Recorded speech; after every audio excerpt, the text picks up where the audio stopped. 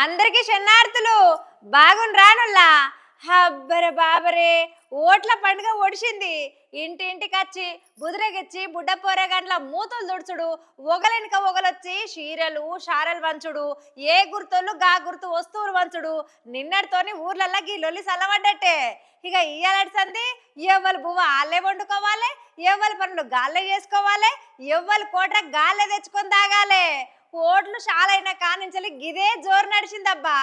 అయితే ఒక ఊర్లో 70 ఏండ్ల సంది గీ సర్పంచ్ ఓట్లు ఎట్లా ఉంటాయో ఎరకలేదట. అంటే గీ జోరే ఎరకలేదన్నట్టు. ఓష్ని కథ సల్లగుండా 70 ఏండ్ల సంది సర్పంచ్ లేకుండా ఇట్టెటు నడిచిందబ్బా. అరుసుకొద్దని పాండ్రి. ఆదిలాబాద్ జిల్లా తలమడుగు మండలం బరంపూర్ అనే ఊళ్ళో జనము సర్పంచ్ ఎన్నికల్లా ఎన్నడు కూడా ఓటయ్యలేదట నుల్లా.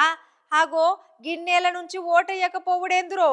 అంటే గా ఊరికి ఇప్పటిదనక సర్పంచే లేడా. ఎట్లా నడిచింది అని అంటే 70 ఏండ్ల కాంచి సర్పంచ్ ఎన్నికల్ని ఏకగ్రీవం చేసుకుంటూ వస్తురట గా ఊరి పెద్దలు.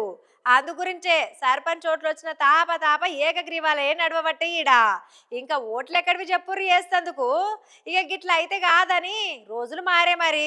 ఇక ఈ ఏకగ్రీవాలు సుత మారాలే అని కాంగ్రెస్ పార్టీ నుంచి ఇద్దరు పోటీలకు దిగిండ్రన్నట్టు.